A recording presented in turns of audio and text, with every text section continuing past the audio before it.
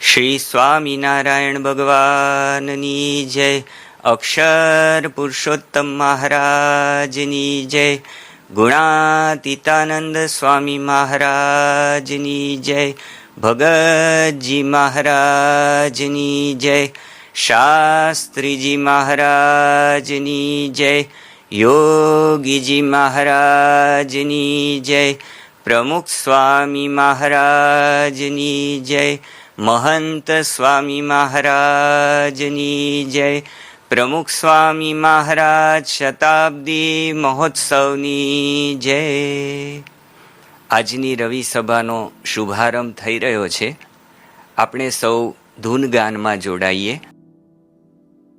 પરમ પૂજ્ય મહંત સ્વામી મહારાજ એટલે અમૃત સરિતા. સતત વહેતું એમનું જીવન અનેકને અમૃતમય બનાવે છે, અનેકના જીવનની અંદર પ્રેરણા આપી રહ્યું છે. તો એવા પરમ પૂજ્ય મહંત સ્વામી મહારાજના વિચરણ આપણે એક સંઘર્ષમય જીવન યાત્રા કરી રહ્યા છીએ. તોફાની મહાસાગરની અંદર એક નાની હોડીની અંદર જાણે આપણે બેઠા છીએ અને મહાસાગરની અંદર ખૂબ ઊંચા લોઢ ઉછળી રહ્યા છે. અનેક વિટંબણાઓનો સરવાળો એટલે જીવન. આવા જીવનની અંદર આપણને એકમાત્ર સહારો જો પ્રાપ્ત થાય એમ હોય તો એ છે ભગવાનમાં અતૂટ શ્રદ્ધા અને ભગવાનને પ્રાર્થના. તો આ વિષયક પ્રવચનનો લાભ પૂજ્ય આનંદ સ્વરૂપ સ્વામી હવે આપણને આપશે. શ્રી સ્વામિનારાયણ ભગવાનની જય. અક્ષર પુરુષોત્તમ મહારાજની જય. ગુણાતીતાનંદ સ્વામી મહારાજની જય. ભગતજી મહારાજની જય. શાસ્ત્રીજી મહારાજની જય. યોગીજી મહારાજની જય. પ્રમુખ સ્વામી મહારાજની જય. મહંત સ્વામી મહારાજની જય. પ્રમુખ સ્વામી મહારાજ શતાબ્દી મહોત્સવની જય.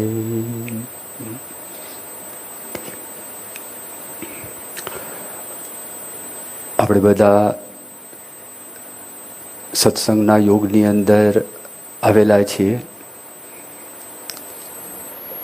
અને આપણે જીવનની અંદર જે રોજ કરીએ છીએ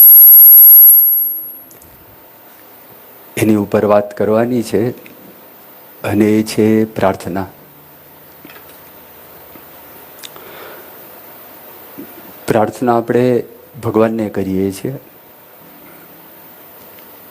પ્રાર્થના આપણે ગુણાતીત ગુરુને, વર્તમાન કાળે પરમ પૂજ્ય મોહન સ્વામી મહારાજને આપણે પ્રાર્થના કરીએ છીએ. પ્રાર્થનાનો અર્થ એ થાય છે કે આપણે ભગવાનનું બળ લઈએ છીએ, આપણે ગુરુનું બળ લઈએ છીએ. જીવનની અંદર ઘણા બધા પ્રસંગો, ઘણી બધી ઘટનાઓ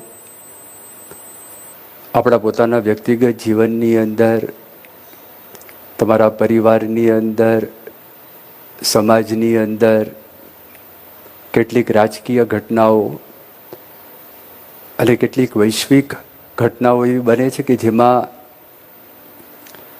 માણસનું બળ કામ કરતું નથી.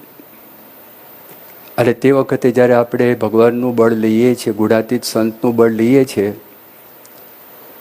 તો આપણા મનની અંદર આપણને એક શાંતિનો અનુભવ થાય છે. આપણને એક આશ્વાસન છે, આશ્વાસન પણ આપણને પ્રાપ્ત થાય છે.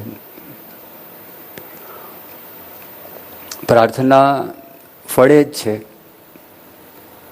આપણે ભગવાનનું એક વખત નામ લઈએ તો પણ ભગવાન સુધી એ પહોંચે છે. આપણે ભગવાનને સંભાળીએ તો ભગવાન છે આપણને 1000 વખત સંભાળે છે. શાસ્ત્રીજી મહારાજનું આ વાક્ય છે. પણ પ્રાર્થનામાં આપણે શું માગીએ છીએ અને પ્રાર્થનાની અંદર આપણી કેવી ધીરજ છે,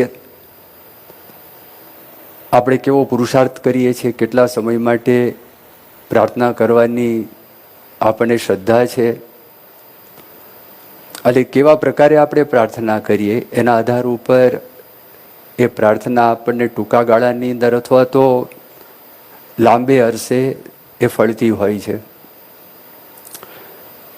જ્યારે આપણે અહિક માગણીઓ કરતા હોઈએ અને એ માગણીની અંદર જ્યારે આપણને બંધન થવાનું હોય, દુઃખ થવાનું હોય, આપણી દ્રષ્ટિએ આપણને સારું લાગતું હોય, પણ આપણે ભગવાનના આશ્રિત થયા છે, આપણે ભગવાનના ભક્ત થયા છે, તો ભગવાન છે એ આપણને આપતા નથી. એ ભગવાનને સંતનો આપણને નિશ્ચય થાય, એમના યોગની અંદર આપણે આવીએ તો હકીકતની અંદર આપણને જેમને કરાવવું છે આપણને ખ્યાલ આવે. અમુક પ્રાર્થનાઓ કેવી છે કે તાત્કાલિક ફળે. જેમ કે કોઈક વ્યક્તિ છે એ સવારે 7 વાગે ઉઠતા હોય અને એમને સવારે 4 વાગે ઉઠવાની ઈચ્છા થાય અને પછી મનની અંદર ભગવાનને સંભાળે અને મનની અંદર સત્પુરુષને સંભાળે, 2 હાથ જોડીને વિનંતી કરે કે કાલે સવારે તો આપ મને 4 વાગે ઉઠાડજો, તો એ પ્રાર્થના છે ને એ તાત્કાલિક ફળે. બાજુમાં તમે ઘડિયાળ મૂકી હોય, તમે ઉઠીને જુઓ તો તમને દેખાશે કે 4 વાગ્યા જ, પણ દિલથી આપણે જો પ્રાર્થના કરી હોય તો એ પ્રાર્થના છે એ ફળે.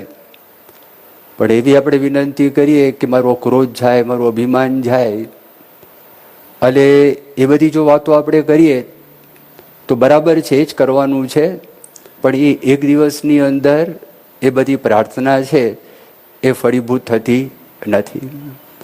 જેમ ગરડાની અંદર સંવત 1972ની સાલમાં આપણને જમીન મળી. એક વખત પ્રસંગ એવો થયેલો, આ ગરડાની જે વાત કરું છું એના અનુસંધાનમાં આ વાત છે. પ્રસંગ એવો બનેલો, અહીંયા આગળ બાપા પધારેલા હતા અને બાપા સાથે પ્રશ્નોત્તરીનો કાર્યક્રમ હતો. એમાં એક વ્યક્તિએ સ્વામીને વાત કરી કે બાપા, આપના જીવનની અંદર કોઈ એક નિયમ રાખો છો તો એ નિયમની અંદર ક્યારેય કોઈ ફેરફાર થતો નથી, અને અમે એક સાધારણ નિયમ રાખીએ, મંગળા આરતીની અંદર જવું છે, એમાં પણ ગાબડા પડી જાય છે. તો એનું કારણ શું છે? તો તરત જ પ્રમુખ સ્વામી મહારાજ એવું બોલ્યા, છે શાસ્ત્રીજી મહારાજ જેવી શ્રદ્ધા? એટલે બધા વિચારમાં પડ્યા. શાસ્ત્રીજી મહારાજ જેવી શ્રદ્ધાની વાત કરી, આ નિયમની વાત ચાલે છે, આ મંગળા આરતીની વાત ચાલે છે, અને પ્રમુખ સ્વામી મહારાજ એકદમ આ બોલ્યા તો છે શું? એટલે સ્વામીએ વાત કરી કે સંવત 1972ની સાલમાં સારંગપુર મંદિરની પ્રતિષ્ઠા થઈ અને તે વખતે આપણને શાસ્ત્રીજી મહારાજે સંકલ્પ કર્યો કે ગરડાની અંદર ટેકરા ઉપર આપણે મંદિર કરવું છે. તો શાસ્ત્રીજી મહારાજે 33 વર્ષ સુધી 2005ની સાલમાં આપણને જમીન પ્રાપ્ત થઈ, 33 વર્ષ સુધી શ્રદ્ધા રાખી. છે એવી શ્રદ્ધા? એકદમ જ બાપા બોલ્યા અને સ્વામીએ પોતે વાત કરી. એટલે આપણી જે માગણી છે એ માગણીની અંદર પણ જે આપણે કરતા હોય એના માટે ધીરજ રાખવી પડે. અને એમાં શ્રીજી મહારાજે ગરડા અંત્યના 39ના વતનામૃતની અંદર વાત કરી છે, અહમમત રૂપ માયા થકી રક્ષા કરજો, એ બધી વાત કરીને છેવટે શ્રીજી મહારાજ એમાં લખે છે કે આનું શ્રવણ, મનન અને નિધિધ્યાસ કરવો. શ્રવણ, મનન અને નિધિધ્યાસ એ ભગવાન જરૂર સાંભળે છે. એક પણ વાત ભગવાનથી અજાણ નથી. ભગવાનનું સુપર મોનિટર છે, સુપર કોમ્પ્યુટર છે. ભગવાન બધી જ વાતનો સ્વીકાર કરે છે. બહારના માણસો પણ કહે છે. હેલન કેલર થઈ ગયા, બહુ પ્રચલિત વ્યક્તિ છે. એના જીવનની અંદર ટ્રિપલ હેન્ડીકેપ હતા, બેરા હતા, મૂંગા હતા, બોબડા હતા. એ વ્યક્તિ ઘણા બધા પુસ્તકો લખ્યા અને એ વ્યક્તિને કશું દેખાતું નહોતું. એને ઓવરકમ કરી અને એ વ્યક્તિ પોતે એવું બોલે છે, નો પ્રેયર ગોઝ અનહર્ડ. આપણે ભગવાનને પ્રાર્થના કરીએ, દરેક પ્રાર્થના છે ભગવાન સાંભળે જ છે, એમાં કોઈ શંકાને સ્થાન નથી. પણ પછી પ્રાર્થના છે, પ્રાર્થના પણ કેવી રીતે કરવી, પ્રાર્થનાની અંદર આપણે આપણું બળ મૂકી દેવું પડે. માણસ છે એ માણસ જ્યાં સુધી પોતાનું બળ રાખે ત્યાં સુધી ભગવાનનું જેવું બળ છે એવું બળ આવતું નથી, એવું બળ એને પ્રાપ્ત થતું નથી. માણસ છે એની કેટલીક બધી ક્ષતિઓ છે, વીકનેસીસ છે. એને શરીરનું બળ એનું અભિમાન હોય, પૈસાનું બળ એનું પણ અભિમાન હોય, સત્તાનું બળ એનું પણ અભિમાન હોય, રૂપનું અભિમાન છે, કુળનું અભિમાન છે. આ ઘણા બધા અભિમાન સેજે સેજ જીવની સાથે જોડાયેલા છે, સંકળાયેલા છે. જ્યારે આપણે ભગવાનને પ્રાર્થના કરવા માટે ઈચ્છીએ ત્યારે આપણે બધા જ બળ બાજુમાં મૂકી અને ભગવાન સાથે આપણે એવી રીતે વાત કરવાની છે કે આપની જ શક્તિથી, આપની જ કૃપાથી, આપના જ બળથી આ હું કામ કરી શકીશ. એ ગદગદ કંઠ થઈને, ગરજુ થઈને, આર્તનાદથી જો આપણે ભગવાનને પ્રાર્થના કરીએ તો ભગવાન છે એ તાત્કાલિક એનું ફળ આપે છે. અને આપણને એવો અનુભવ થાય, આપણા અંતરની અંદર ટાઢક થાય, આપણા અંતરની અંદર શાંતિ થાય. જો દ્રૌપદીનું દ્રષ્ટાંત ઘણી વખત બાપા આપતા, તો દ્રૌપદીના દ્રષ્ટાંતની અંદર આપણે જોઈએ છે દ્રૌપદીને બધું બળ હતું, પોતાના પતિનું બળ હતું, પોતાનું પણ બળ હતું. અને છેવટે જોયું મારું પણ બળ કામ કરી શકે એવું નથી, મારા પતિનું બળ કામ કરી શકે એવું નથી. એ પહેલા આ કુરુઓની સભાની અંદર ભીષ્મ પિતામહ, ધૃતરાષ્ટ્ર, આ બધા મોટા મોટા હતા, ત્યાં ઋષિમુનિઓ બેઠા હતા, એની સામે પણ દ્રૌપદીએ જોયું, પણ કોઈનો પ્રતિભાવ મળ્યો નહીં. અને પછી પોતાનું બળ દાંતની અંદર સાડી મૂકે છે, પણ જોયું કે ના, આ પણ કામ લાગે એવું નથી.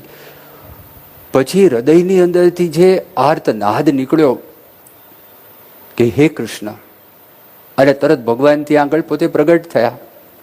ભગવાનને વાત કરે એટલે બધું મોડું કેમ થયું? ભગવાન, હું તો અહીંયા હાજર જ હતો, તે મને જ્યારે યાદ કર્યો ત્યારે હું આવી ગયો.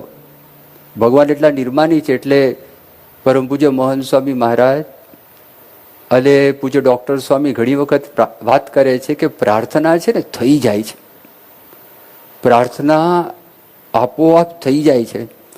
જેટલો ખપ વધારે એટલી પ્રાર્થના એના અંતરમાં થઈ જાય છે. કારણ કે એની સામે આજે બધા દેહ ભાવ છે, એની સામે સ્વભાવો છે, એ સ્વભાવ સામે લડવું.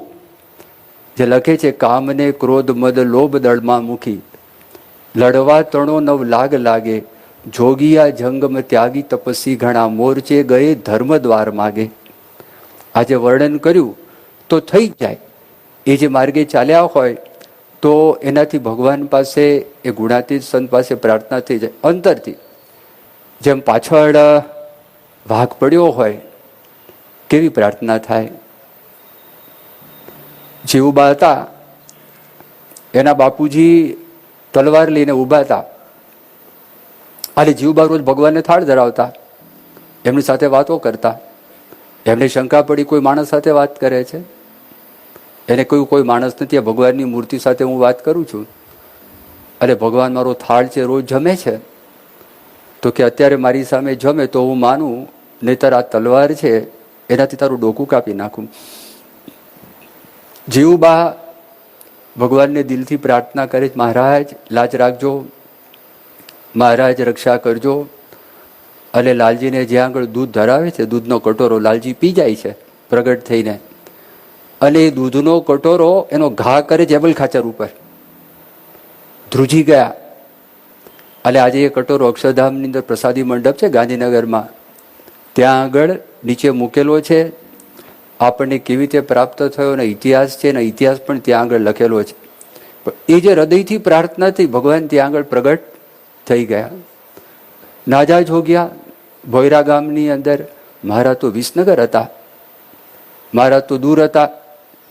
ક્યાં તે વખતે સેલફોન હતા, કમ્યુનિકેશનના કયા સાધન હતા, ડામરના રસ્તાઓ ક્યાં આગળ હતા, કઈ ગાડીઓ તે વખતે હતી. પણ નાજા જોગ્યા સ્વામિનારાયણ સ્વામિનારાયણ મંત્રનું રટન કરતા હતા સાથે સાથે એમના મનની અંદર પોતે એવો પણ વિચાર કરતા હતા કે ભગવાન કદાચ ન પણ આવે, ભગવાન છે ભક્તની કસોટી કરે, અરે કદાચ આ વાસુર ખાચર છે મારા ઢીચણ ભાંગી નાખે, તો એ ઉપાધિ પોતાના માથે લેવા માટે પણ નાજા જોગ્યા તૈયાર હતા. અને એને ઊંઘ આવતી નથી.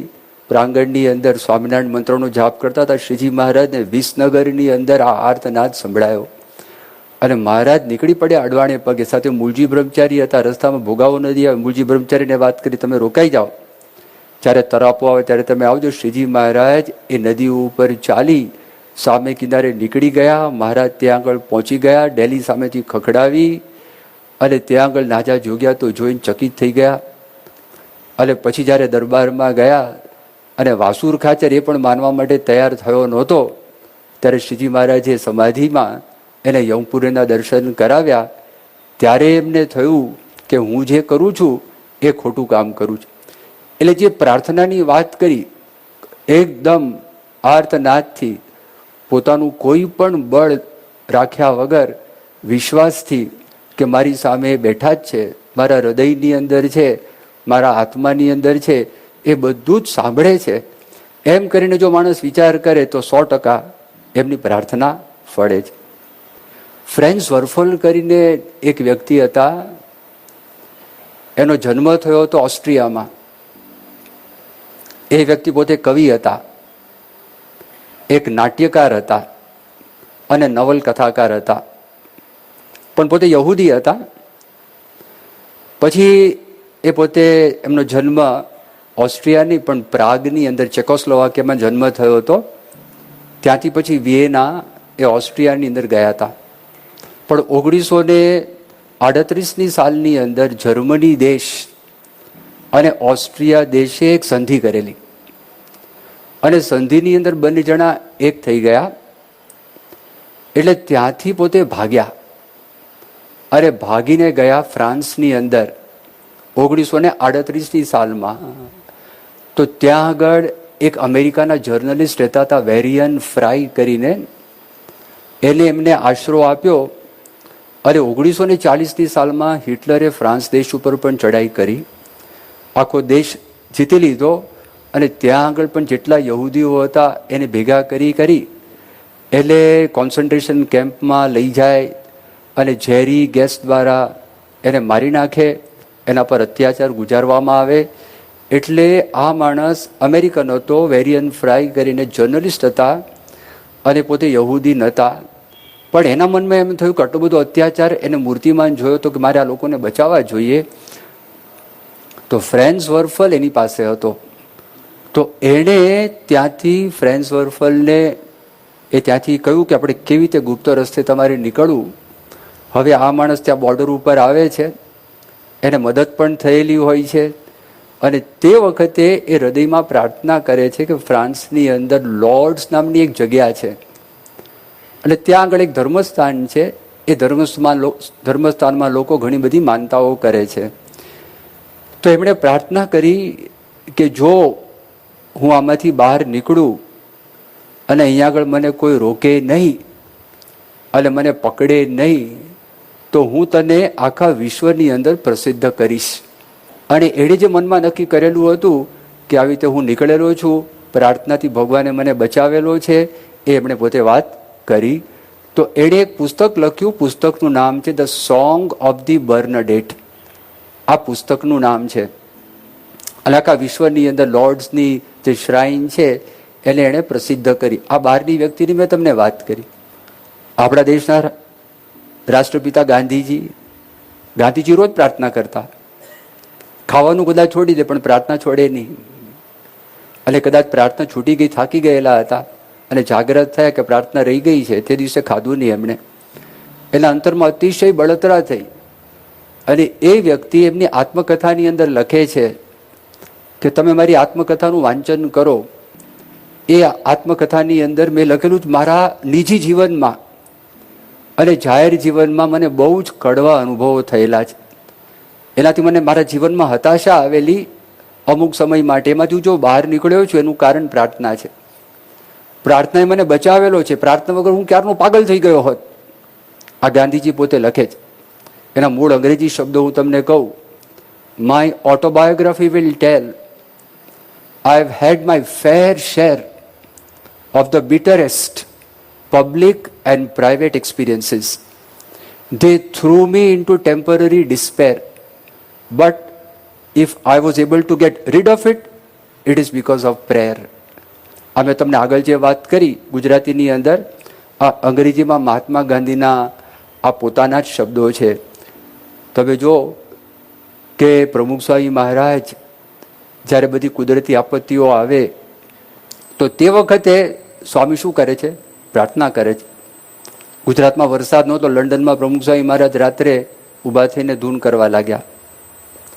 અને સેવક સંતને ખબર પડી, અડધો કલાક તો પોતે રાહ જોઈ. બાપાને પૂછ્યું, બાપા કે અવારનવાર આવી રીતે દિવસે ટાઈમ મળતો નથી, તો રાત્રે જાગી અને ધૂન કરી અને લોકોની સુખાકારી માટે એ સ્વામી પ્રાર્થના કરતા. અક્ષરધામમાં આતંકી હુમલો થયો તો તે વખતે પણ આપણે પ્રાર્થના સભા છે ને આયોજન કર્યું. સુનામી ભૂકંપ વખતે આપણા દરેક મંદિરોની અંદર આપણે પ્રાર્થના કરતા. જ્યારે વર્લ્ડ ટ્રેડ સેન્ટર તૂટ્યું તો પણ વિશ્વની અંદર ઠેર ઠેર એ લોકો છે એ પ્રાર્થના કરતા. તો પ્રાર્થનાથી માણસના જીવનમાં આશ્વાસન પ્રાપ્ત થાય છે. શાંતિ પાઠ આપણે બોલીએ છીએ, ઓમ દેવહુ શાંતિરંતરિક્ષગુ શાંતિ. તો એ અદ્ભુત પ્રાર્થના વૈદિક સમયથી ઋષિમુનિઓએ કરેલી છે. બધે શાંતિ થાય, પૃથ્વીમાં શાંતિ થાય, અંતરિક્ષમાં શાંતિ થાય, અવકાશની અંદર શાંતિ થાય, પાણીની અંદર શાંતિ થાય, ઔષધિની અંદર શાંતિ થાય, એવી અલૌકિક પ્રાર્થના. અને જ્યારે 2000ની સાલમાં પરમ પૂજ્ય પ્રમુખ સ્વામી મહારાજ યોનો પધારેલા હતા અને 1800 ધર્મગુરુઓ ભેગા થયેલા, એ શાંતિ માટેનું હતું આખું. અને એમાં પૂજ્ય યોગીચરણ સ્વામીએ આ શાંતિપાઠ એ કરેલો હતો. ત્યાર પછી મહાભારતની અંદર જુઓ તો મહાભારતની અંદર પણ એ ઘણી બધી પ્રાર્થનાઓ આપણને જોવા મળે છે. પુરાણ સાહિત્યની અંદર પ્રહલાદની પ્રાર્થના એ પણ બહુ પ્રસિદ્ધ છે. ધ્રુવે પણ ભગવાનની પાસે માગ્યું. રંતિદેવ છે, રંતિદેવની પ્રાર્થના પણ એ પુરાણ પ્રસિદ્ધ છે. એવી રીતે પુરાણોની અંદર પણ પ્રાર્થનાની પરંપરા આપણને એ જોવા મળે છે. આપણને ખ્યાલ આવે છે ઉપનિષદોની અંદર પણ આજે ગાંધીનગરમાં વોટર શો છે, એમાં નચિકેતાનું કથાનક છે.